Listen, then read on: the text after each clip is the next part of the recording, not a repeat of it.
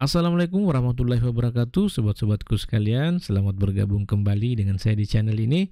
Semoga kita semua senantiasa diberkahi oleh Allah Subhanahu wa Ta'ala. Amin ya Rabbal 'Alamin.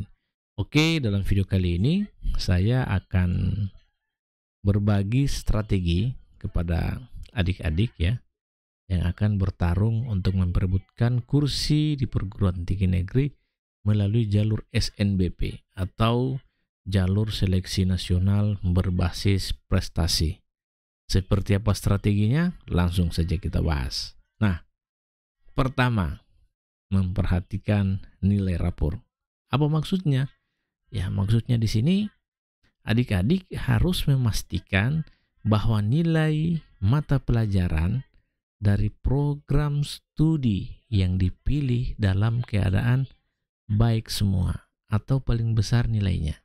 Ya, jadi adik-adik harus memastikan nilai mata pelajaran dari program studi yang dipilih dalam keadaan baik atau paling besar nilainya.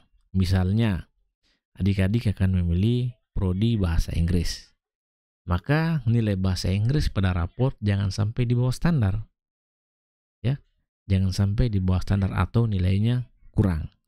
Nah, misalnya lagi adik-adik akan memilih program studi pada rumpun kimia.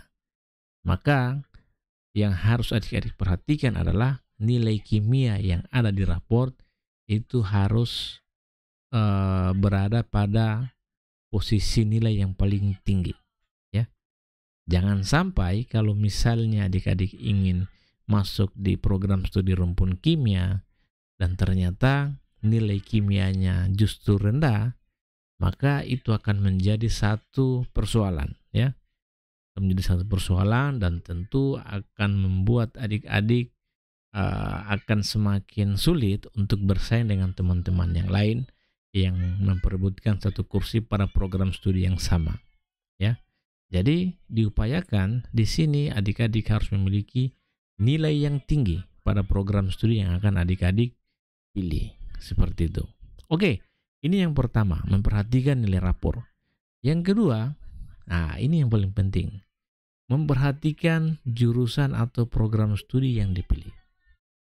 Jadi di sini adik-adik harus sebisa mungkin menghindari jurusan atau program studi yang menumpuk. Maksudnya yang dipilih kebanyakan teman-teman adik-adik di satu sekolah yang sama ya.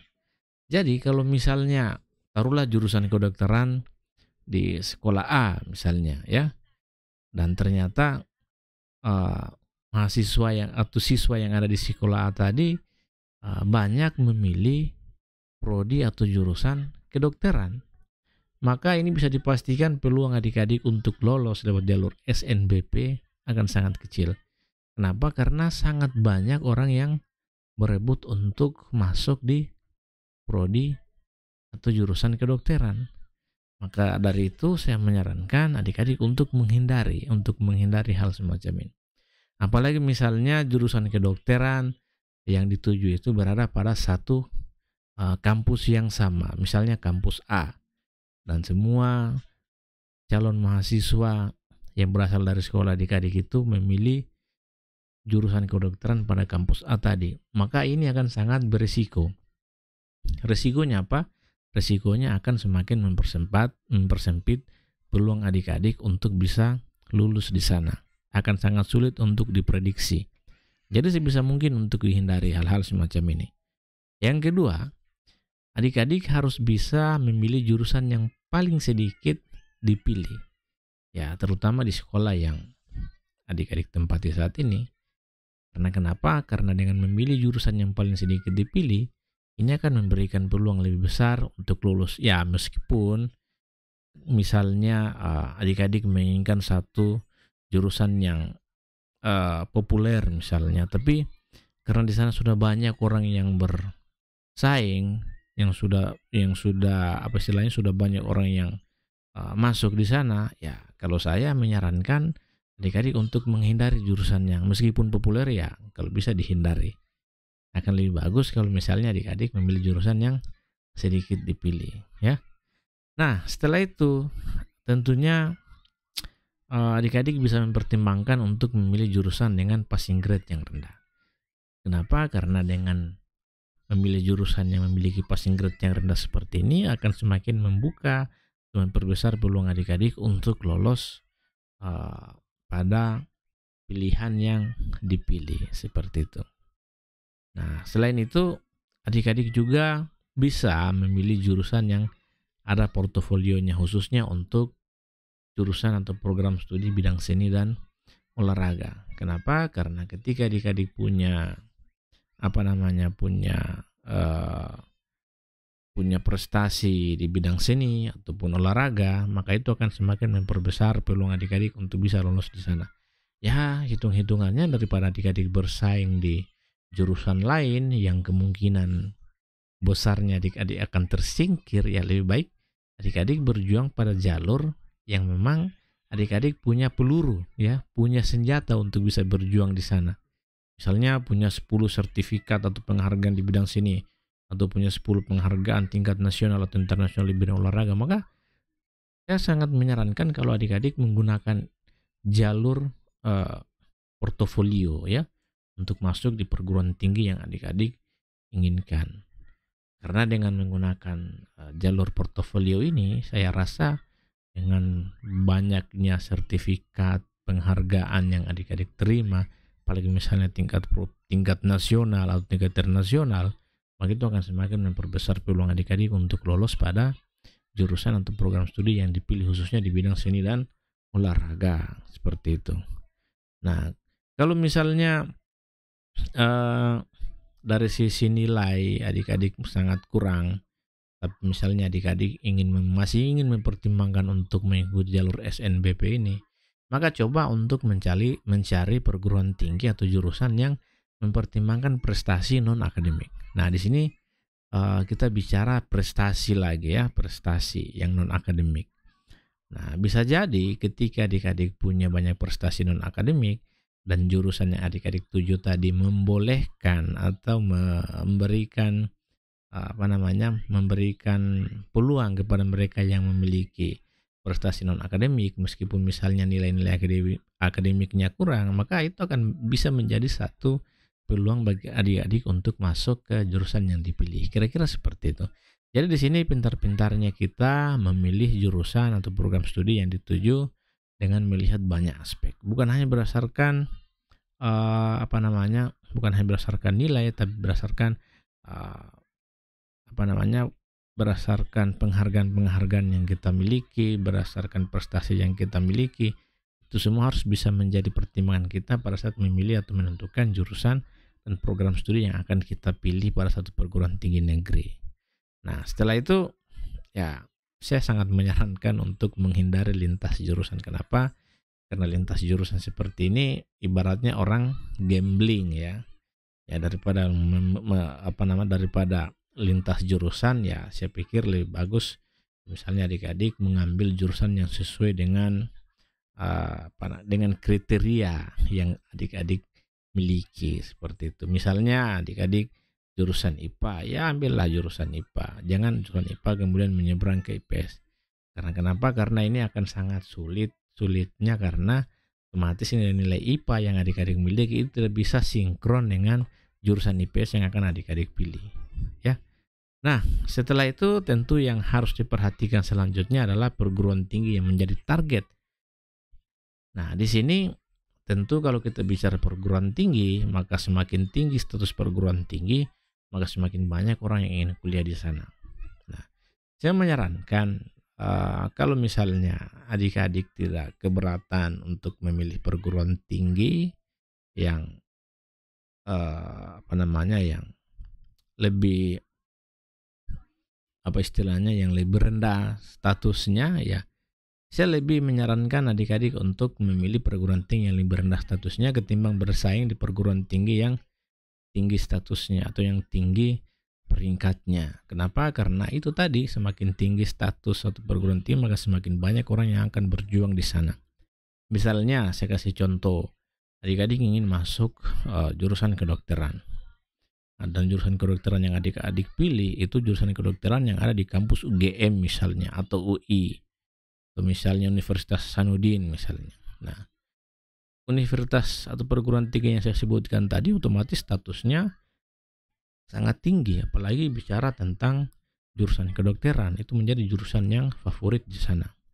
Oleh karena itu, saya kira tidak ada salahnya kalau misalnya adik-adik kemudian mengalihkan pilihan adik-adik pada perguruan tinggi yang statusnya lebih di bawah dibandingkan perguruan tinggi tadi, yang punya jurusan yang sama, yang juga punya jurusan kedokteran. Saya yakin di sana akan lebih besar peluangnya ketimbang adik-adik harus berebut masuk di perguruan tinggi yang tinggi statusnya, dan kemudian adik-adik tersingkir, ya itu akan sangat merugikan adik-adik sendiri. Jadi lebih bagus kalau misalnya adik-adik melihat bahwa di perguruan tinggi yang statusnya sudah sangat tinggi tadi, begitu banyak orang yang bertarung di situ, maka lebih bagus kalau adik-adik memilih perguruan tinggi yang statusnya di bawah, tapi jurusan yang adik-adik inginkan masih sangat sepi peminatnya, seperti itu. Nah, jadi di sini juga kita akan melihat bagaimana pesaing kita, ya. Karena itu tadi semakin populer, semakin berkualitas sebuah perguruan tinggi, maka semakin banyak yang bersaing untuk masuk ke dalamnya. Ya, kalau memang kita tetap bersikuku untuk masuk perguruan tinggi yang populer, maka mau tidak mau kita harus mempersiapkan untuk benar-benar mematangkan persiapan. Ya, semuanya harus dipersiapkan, baik itu nilai akademik ataupun prestasi-prestasi pendukung yang bisa mengupgrade kualitas kita di mata perguruan tinggi yang akan menerima kita di sana. Seperti itu kira-kira. Nah, kemudian yang harus kita lakukan juga adalah memperhatikan jadwal dan syarat pendaftaran SNBP. Nah, di sini kenapa saya sangat menyarankan adik-adik untuk selalu memperhatikan jadwal, karena jangan sampai adik-adik melewatkan jadwal-jadwal atau waktu-waktu yang telah ditetapkan oleh panitia pendaftaran, ya, atau misalnya perguruan tinggi yang menjadi tujuan adik-adik nanti untuk masuk, ya. Melengkapi persyaratan umum, melengkapi persyaratan khusus, ini harus adik-adik lakukan, jangan sampai ada yang terlewat, karena sedikit terlewat itu akan semakin membuka peluang bagi adik-adik untuk bisa tersingkir, ya. Karena sedikit ada kekurangan berkas mungkin, atau sedikit adik-adik melewatkan proses pendaftaran, maka itu akan bisa menjadi batu sandungan buat adik-adik sendiri, ya. Nah, kemudian kita bicara tentang perguruan tinggi negeri, ya. Masing-masing jurusan pada perguruan tinggi negeri itu syaratnya berbeda-beda. Jadi tidak ada syarat yang baku yang ditetapkan dalam proses penerimaan jalur SNBP ini. Masing-masing jurusan yang ada di perguruan tinggi itu berbeda-beda prosesnya. Berbeda-beda prosesnya, berbeda-beda juga metode penilaiannya. Jadi tergantung dari perguruan tinggi yang kita tuju. Maka dari itu, memperhatikan syarat-syarat yang ditentukan oleh perguruan tinggi atau jurusan yang kita tuju, maka itu akan memudahkan kita untuk berjuang atau bertarung di sana. Jangan sampai ada yang terlewat. Nah, untuk informasi terkait dengan syarat masuk pada jurusan di perguruan tinggi yang kita tuju itu bisa dikunjungi, bisa dilihat pada halaman website perguruan tinggi terkait. Jadi sering-sering mengakses website, yang sering mengakses informasi yang ada di perguruan tinggi yang kita tuju, maka itu akan semakin memperkecil kemungkinan kita melakukan kesalahan terkait dengan kesalahan dalam melengkapi persyaratan pendaftaran SNBP pada jurusan di perguruan tinggi yang kita tuju tadi. Nah, kemudian yang terakhir, saya selalu menjadikan ini sebagai strategi terakhir atau trik terakhir, ya, optimis dan selalu berdoa. Yang paling utama meminta restu dan doa dari kedua orang tua tentunya, ini sangat mujarab. Kemudian ya semaksimal mungkin kita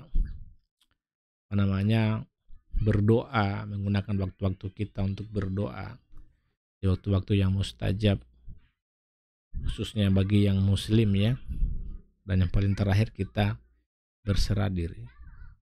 Nah, setelah kita berjuang, kemudian kita berdoa, maka yang terakhir kita serahkan semuanya kepada Allah Subhanahu wa taala, karena yang menentukan semuanya adalah Allah Subhanahu wa taala. Ketika kita sudah maksimal dalam berjuang dan kita sudah maksimal dalam berdoa, maka yang terakhir adalah kita berserah diri kepada Allah Subhanahu wa taala. Karena pada akhirnya sebuah mimpi tanpa kemampuan untuk mengeksekusinya mungkin adalah sebuah halusinasi. Kira-kira seperti itu. Oke, saya kira itu saja yang bisa saya sampaikan. Mudah-mudahan bermanfaat, khususnya untuk adik-adik yang akan bertarung di jalur SNBP. Mudah-mudahan berhasil, khususnya yang menonton video ini. Lebih dan kurangnya mohon dimaafkan.